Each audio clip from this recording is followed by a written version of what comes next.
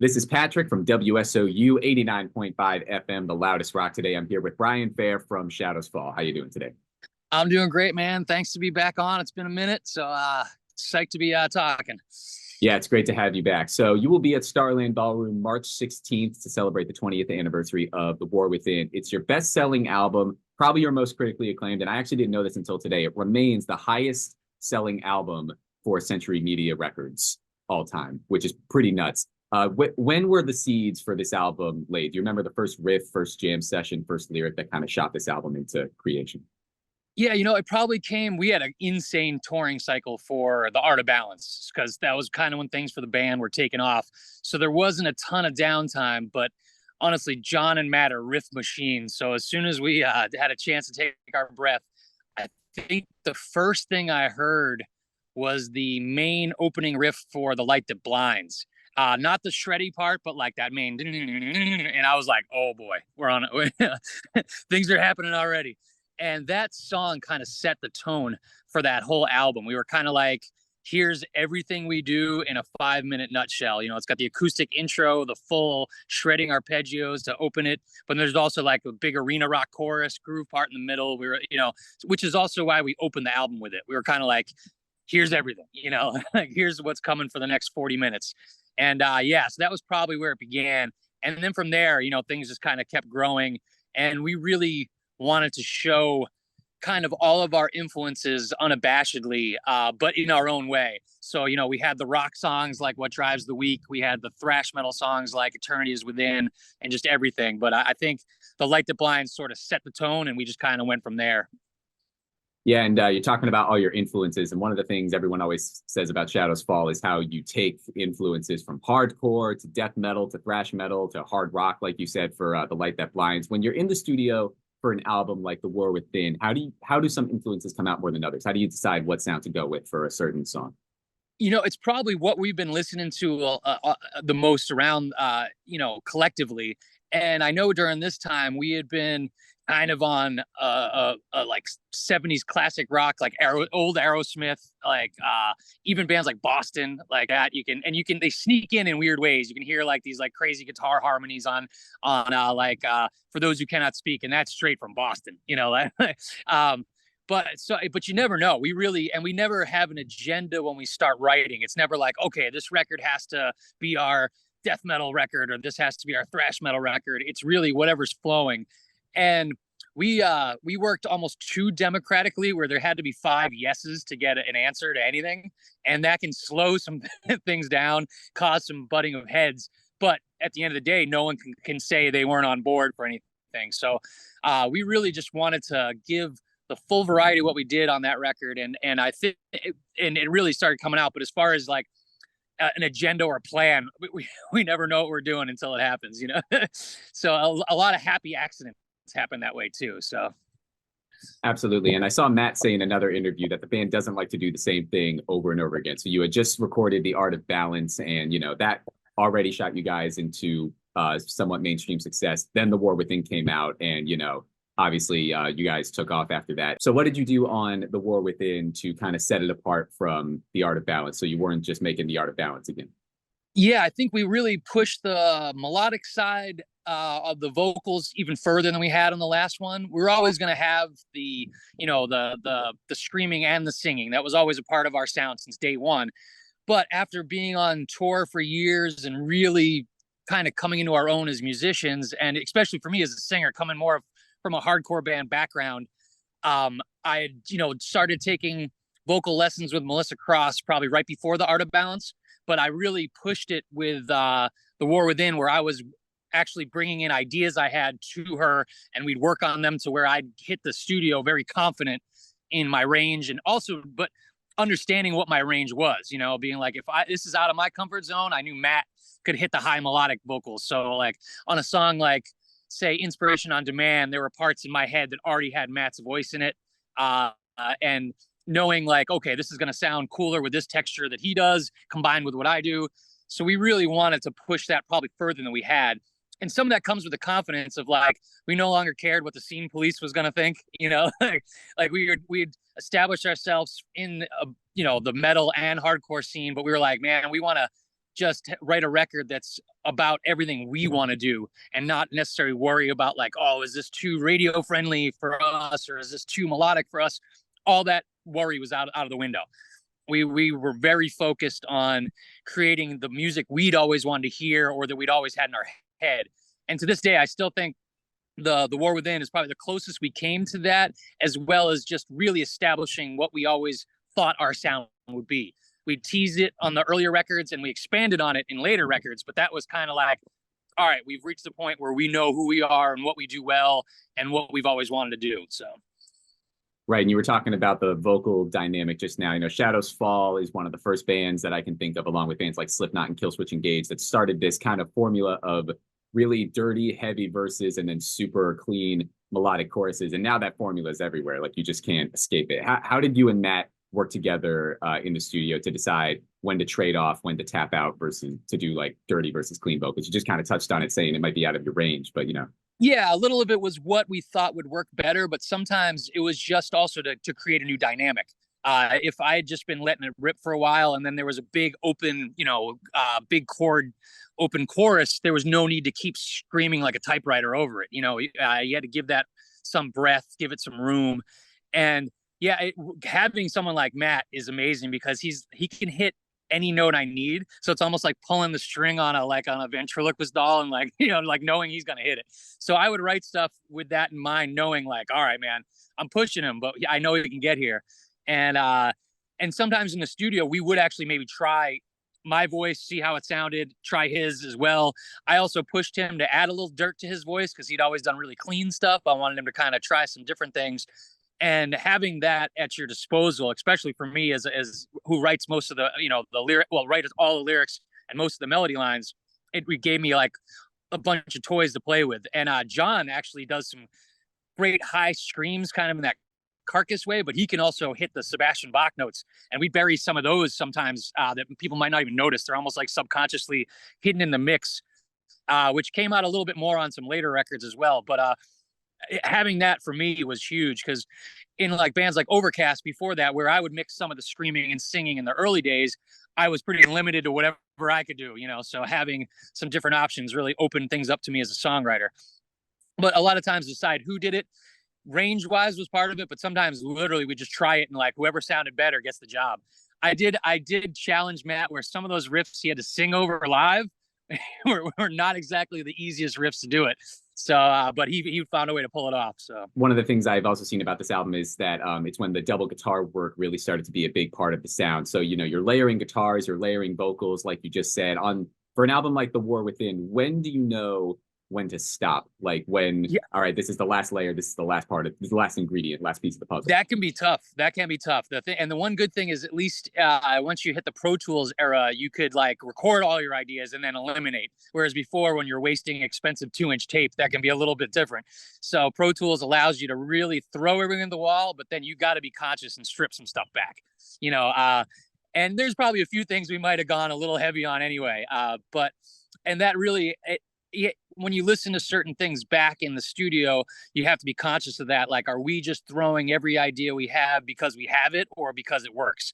And it's like, we don't need that 13th ounce of beer shoved into the can, So yeah, it can be. And a lot of that Zeus is great for things like that. Our producer who we've worked with since, the beginning, he knows what we do well and also knows when to tell us you're going a little too far or reel us even in. Whether it could be like, hey, I know this double bass part you're doing is cool, but it's over the chorus where there's now this big vocal. We don't need as much, maybe let's tone it down. Same thing with, John might be like layering a bunch of arpeggios and you're like, all right, 2 is cool, 4 is a little much, So you do have to have that outside voice sometimes because, when you're writing it, every idea you have, you think is the best idea ever. So sometimes you need an outside voice to just kind of reel you in a little bit. But we're never going to dumb things down. We just may have to make things a little more cohesive and concise sometimes. So can you think of any instance on the album where we know it as obviously the final version, but it started as something else that just kind of had to be workshopped? Yeah, well, it's funny. I on some old iPods have all the old like demos and like very rough versions of some of these songs, and the evolution can be crazy. Like a song like "What Drives the Week," which I think I still have labeled somewhere as Johnny Rocker One, because John came up with most of the main riffs, was totally different. And it was probably a little bit more complicated than it needed to be. We started realizing we're like, man, this is kind of like a straightforward rock song with a couple twists and turns. So we didn't need, and some of that comes with maturing to the point where you don't have to show off on every song. That was a big lesson we had learned by that time, was these guys had established themselves as just amazing musicians. So you can pull back every now and then. Everything doesn't have to have a million notes. Things have to breathe sometimes. The groove has to be the key, to this. It doesn't have to be so complicated. And that can be tough, especially in the younger days. Like you listen to like Somber Eyes to the Sky and even some of Love One Blood, and man, there's riffs that happen one time, never show up again. Like there's a million parts and everything has a turnaround before the next part. We started kind of, maybe trimming some of that fat. Whereas there are other songs in the album where we're like, nope, this song needs all the bells and whistles, so it's really about writing to the song. And I know a lot of bands talk about that as kind of a generic way to describe it, but it's true, man. The song comes first. And we were learning that much more at that point.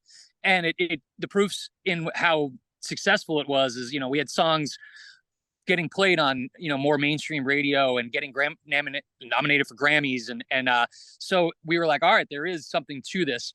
But at the same time, we were a thrash metal band, so like even our radio songs have sweep picking, so it's not like we were doing AC/DC at that point, like we still were us, but we had to know when to like let some things breathe and let some things just exist on their own in a way that made sense. So. And the way you're talking about this is talking about The War Within, which is 20 years ago, talking about how you had to mature as musicians and you started realizing what needed to be in and what didn't. And that was 20 years ago. From 2004 with The War Within to now, how do you think you guys have matured as musicians during that time as well? Everyone's gotten really not just proficiently better, which is crazy because I mean there's some serious musicianship on that album. I'm still blown away by how these guys progressed, and it's a credit to them is that like Jason still takes drum lessons and also teaches drum lessons, so he's always in learning mode. John the same way. John's never like rested and settled. He's always trying to learn new things, learn new techniques, and that's really important. But as songwriters, yeah, the more influences we've absorbed, the more, even playing with other bands on the road for decades, through osmosis you learn some of those lessons from them, even if it's subconscious. So all that's grown. And with our last record, Fire from the Sky, I could tell we had even reached different levels or brought in new influences to those songs, or done things we might have been afraid to do in the past. So we were constantly trying to evolve. We never wanted to repeat the same record. And that's one fun thing about Shadows Fall is there was never a very concrete formula to our songwriting. We might have had elements that were part of all of our songs and sound, but, we never had a template for songs like, where some bands can fall into that, especially like even you were talking the formula of screaming verse, singing chorus, all that, it can get formulaic. And we avoided that purposely for always. And still do. So, and we're working on new music right now that's, you can tell it's Shadows Fall, but man, it's got new vibes. It's got new influences, and it's just got a very fresh approach. And that's when we first started working on it. We were worried. We're like, is this going to sound like us? We haven't written songs together in 5 to 6 years, where it's going to be. And man, right out of the gates, we're like, this is the Shads, that we're back. Yeah, and something else that I have to ask about is, where WSOU is. We're in South Orange, so we're always talking about the New Jersey scene, whether it's like E-Town or God forbid or Il Nino, or the New York scene like Typo Negative, Life of Agony, Biohazard. But I feel like we don't talk about the Massachusetts scene enough because it's you guys, it's also Killswitch Engage, and it's also Unearth. What's special about where you guys come from? Because we know what's special about New Jersey, we don't know what's special about Massachusetts at WSOU. It's crazy when I think back on how small the scene was in like the mid 90s, and it spawned so many incredible bands. Whether it's, Killswitch Engage, Converge, All That Remains, Unearth. We all came from a very small pool of friends and bands that were, like high school bands that evolved into these new bands. and it's mind blowing. And I don't know what it is in the water, and especially Western Massachusetts, where a lot of the guys in Shadows Fall and Kill Switch and all the remains are from.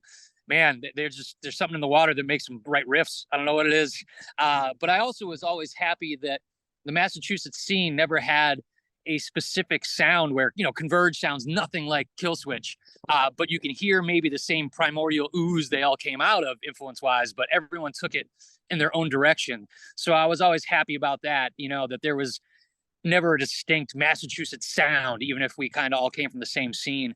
And I couldn't be prouder of what everyone's been able to do. And the fact that all those bands I mentioned are still making music. It's crazy. Cause we started this when we were all like 14, 15-year-old kids. And now, man, the craziest thing about some of these shows is, 20th anniversary for our album. Hatebreed's doing their 30th anniversary the next day, and their guitar player Wayne's celebrating his 50th birthday. And we're like, holy, we've been doing this way too long. Like, this is crazy. But the fact that the fire still burns, that the creative juices are still there, and the fact that the world still cares. It's amazing. It's an incredible thing to be a part of. And once you're a master, you're always proud to be a master, no matter where you end up in life. So. And talking about your 20th anniversary show, you said that the Jersey crowd is very special. You are coming to Starland Ballroom now, even though you do call yourself a master. What's special about playing a show in New Jersey at a place like Starland Ballroom? New Jersey's always been such a great crowd for us since the beginning, man. We've been lucky to play with a lot of great bands from New Jersey. I was touring with, God forbid, E-Town, all those guys, but also the Starland itself. We've done incredible headlining shows there. Like, I remember some amazing nights with like Damage Plan on that tour right before Dime passed. We also got to do a crazy Korn did an underplay there where we opened, and that was insane. Like, the fact Korn playing in that room was just madness.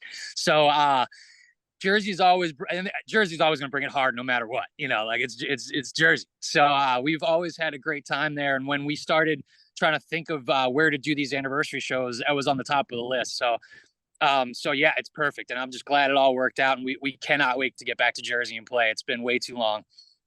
I will say about Jersey, because you mentioned Starland Ballroom in particular. Most people who get to Starland Ballroom have just gotten off the Parkway and just came over the bridge. So everyone's still a little, including myself, got a little fire in them. So that could be. Oh yeah, yeah, yeah. If you just commuted in on the highway there, you're coming in a little angry, which is perfect for a metal show. Yeah, get it all out in the pit. And you did mention that Shadows Fall is working on new music. I don't know how much you could talk about that, but is there anything that Shadows Fall fans from The War Within, The Art of Balance, even your first album to now can expect? Yeah, it's honestly, it's gonna be everything that we've always done plus more. And we're probably about, I'd say we got 6 or 7 songs that are actually like songs. They're still gonna get some tweaks here and there with a few other ideas still floating around that need to be worked on. But I don't know what time frame. We're not pushing any sort of deadlines on ourselves, because it's been, man, since 2014 since we dropped any new music. So we're not in a rush. We want to get it as perfect as we can. We want to be as happy with it as we can, and we're gonna, and not having label pressure to finish by a certain time. It's also a new day and age where you can release it in such different ways than we were used to back then. That's really exciting as well. I don't know if we'll drop like some songs here and there and then put it all out together on vinyl at the end. I have no idea about that stuff yet. We'll work all that out, but I'm super excited about these songs. I've also been pushing myself as a singer to really expand my range, to try new ideas, and having the time to work through that has been really helpful. Because I've, even when Shadows Fall was doing downtime, I was doing different projects and trying to really bring some new elements to what I do, and I'm putting all that into this record. So it'll sound like Shadows Fall, but there'll definitely be some new interesting ideas and approaches and stuff. So it's really exciting, and it's, for us, it's just been great to be back in the room jamming on new material. Because when we got together to do these shows, when we were rehearsing, we were like, if we're putting this work in, why not see what happens with new music, and couldn't be happier with how it's coming out. It's so really exciting. Absolutely. I can't wait to hear it. Shadows Fall, 30th anniversary of the War Within show, March 16th, Starland Ballroom in Sayreville. Brian, is there anything else you want to add? Man, we just cannot wait to hit the stage. We're playing the whole record of the War Within, plus stuff from our entire career. And as well as some special songs that we may not have done in a long time. So it's going to be kind of a one-of-a-kind show. come on down. There's VIP still available. Come hang with us. And honestly, we'll be at the bar before and after the set as well. So just come and say hello no matter what, man. Can't wait to party with Dirty Jersey. Fantastic. Brian, thank you so much. This is Patrick, WSOU 89.5.